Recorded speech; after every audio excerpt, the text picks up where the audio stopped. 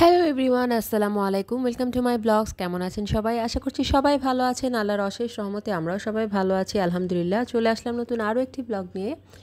তো আজকে আবারও চলে যাচ্ছি সকাল সকাল রিদিশার এক্সাম দিতে। তো আজকে মাইশার এক্সাম নেই, তাই রিদিশাকে নিয়ে যাচ্ছিলাম। আর রিদিশা প্রতিদিন সকালে ঘুম থেকে যেহেতু এক্সাম আর্লি উঠে যায়, আর তো প্যারা নেয় না।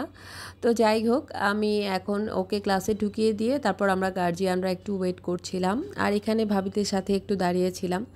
ভাবলাম যেহেতু শীতের আমেজ অলরেডি স্টার্ট হয়ে গিয়েছে আর আমাদের মাথাটাও ব্যথা করছিল, তাই সবাই মিলে একটু কফি খাওয়ার জন্য দাঁড়িয়েছিলাম। এখানে দাঁড়িয়ে দাঁড়িয়ে একটু কফি অর্ডার করলাম। তো এদিক দিয়ে রিদিশার এক্সাম শেষ হয়ে গেল টাইম অনুসারে। তো আজকে ওদের লাস্ট এক্সাম ছিল, তো সবাই বের হচ্ছে।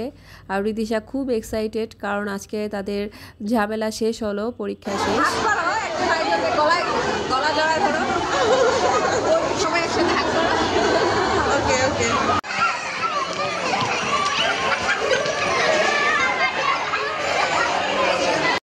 পরীক্ষা শেষ মানে হই হুল্লোর আনন্দ। তো এখানে রিদিশা ওর ফ্রেন্ডদের সাথে অনেক এনজয় করছিল, দাঁড়িয়ে ওরা ছবি তুলছিল, আনন্দ করছিল। আর এদিক দিয়ে রিদিশা কিছু গিফটস পেয়েছিল আগের দিন, আমি ভিডিওতে করা হয়নি, তো দেখিয়ে দিলাম। ওইটা হচ্ছে স্কুল ফ্রেন্ডরা ওকে কিছু গিফট দিয়েছিল, ওর যেহেতু বার্থডে ছিল। তাই এখানে একটা পেন্সিল বক্স, তারপর একটা চকলেট বক্স, তারপর হচ্ছে একটা বাচ্চাদের যে প্যাড থাকে পেন্সিল সহ, তো ওগুলো দিয়েছিল ওর ফ্রেন্ডরা, স্কুল ফ্রেন্ডরা। তো যাই হোক, আমি অলরেডি রিদিশাকে নাস্তা করিয়ে গোসল করে ঘুম পাড়িয়ে দিলাম। ঘুম পাড়ানোর পরে আমি কিচেনে চলে যাই যথারীতি। কিচেনে যে আমি রান্নার কাজ অলরেডি স্টার্ট করে দিয়েছি, খালা এসে সব কাটাকুটি করে দিয়েছে। আজকে আমি রান্না করছি হচ্ছে কই মাছ, আর হচ্ছে ডাল রান্না করছি। কই মাছ রান্না করব ফুলকপি, সিম, আলু, টমেটো দিয়ে, আর সেই সাথে হচ্ছে ইলিশের শুটকি ভুনা করব। যেহেতু কই মাছ দিয়ে আমার কাছে মনে হয় যে পাঁচমিশালি সবজি দিয়ে খেলে ভালোই লাগবে। আমার মা এইভাবে তৈরি করতো। আর যেহেতু শীতের আমেজ শুরু হয়ে গিয়েছে, তো এই পাঁচমিশালি সবজি দিয়ে কিন্তু তরকারি খেতে অনেক ভালো লাগে। বাট আমার বাচ্চারা একদমই খায় না।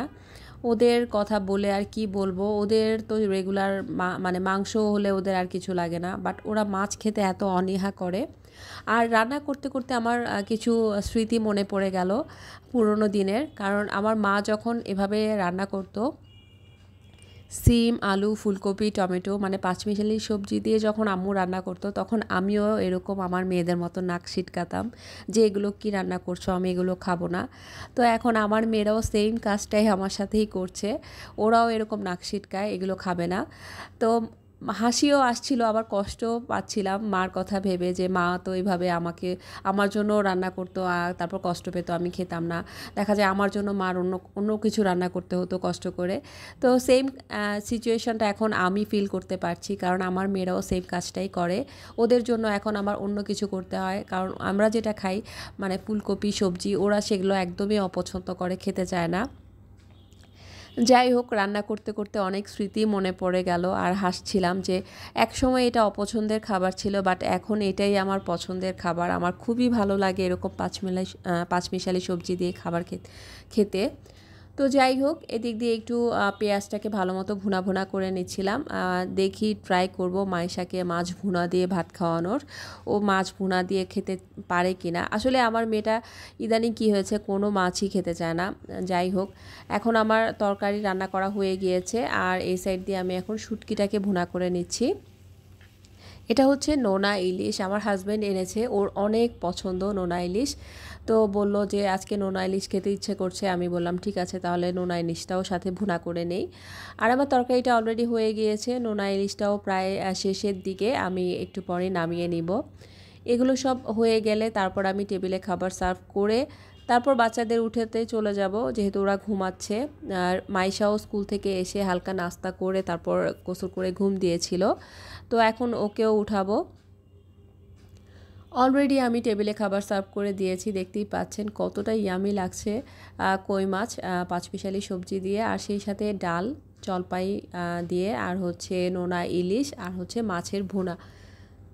এখন আমরা সবাই মিলে দুপুরে লাঞ্চটা করে নিব একসাথে। আর যেহেতু রিদিশার কোনো ঝামেলা নেই, পরীক্ষা শেষ, তো রিদিশার তো অনেক এনজয় করবে, ওর আর এগুলো নিয়ে কোনো প্যারা নেই পড়াশোনা নিয়ে। তো সন্ধ্যার টাইমে মাইশার টিচার এসেছিলো, তো ভাবলাম একটু নাস্তা রেডি করি। আর ছোলা ভাবলাম একটু ছোলা বাটুরা টাইপের করে, সবসময় তো ছোলা ভুনা খাই, আজকে একটু হালকা ভিজা ভিজা মানে আমরা রেস্টুরেন্টে যেরকম খাই ছোলাটা ওরকম স্টাইলে করছিলাম। আর সেই সাথে বাটুরা তৈরি করছিলাম। এই লুচি মানে বাটুরা যেটাকে বলে, এটা দিয়ে কিন্তু ছোলাটা খেতে দারুণ লাগে। আর কিছু ফ্রুটস নিয়েছি, মালটা, আপেল। আমার মেয়েরা আপেল কেটে খেতে পছন্দ করে না, ওরা কামড় দিয়ে খায়। তো যাই হোক, ফ্রুটস নিয়ে নিলাম। তো এখন সবাই সন্ধ্যার নাস্তা করব, আর ওদের তো কোল্ড ড্রিঙ্কস লাগবেই মাস্ট। ওরা কোল্ড ড্রিঙ্কসটা এত পছন্দ করে, আমি ট্রাই করি না দেওয়ার, বাট পেরে উঠতে পারি না, কারণ বাচ্চাদের পছন্দ বলে কথা। ওরা যেটা যখন চায় ওরা খেয়েই থাকে আর কি। তো যাই হোক, রিদিশাও দাঁড়িয়ে ছিল, দাঁড়িয়ে দাঁড়িয়ে দেখছে। অথচ কিছুক্ষণ আগেও কিন্তু আমার ফ্রিজে অলরেডি একটা কোল্ড ড্রিঙ্কস ছিল, সেটা কিনা শেষ করেছে ওরা।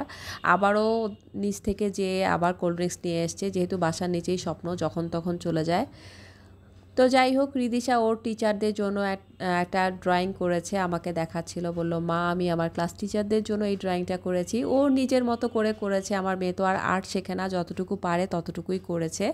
আর রাতের বেলা ভয়ঙ্কর একটা কাণ্ড হলো, আমার বাসার নিচে মানে ফ্লোরে আমি হঠাৎ করে এই জিনিসটা আবিষ্কার করি, আমার মেয়ে আমাকে দেখায়, আমরা তো দুজনেই ভয়ে অস্থির। তো যাই হোক, আজকে এই পর্যন্তই। আমার ব্লগটি কেমন লাগলো আমাকে জানাবেন। আল্লাহ হাফেজ।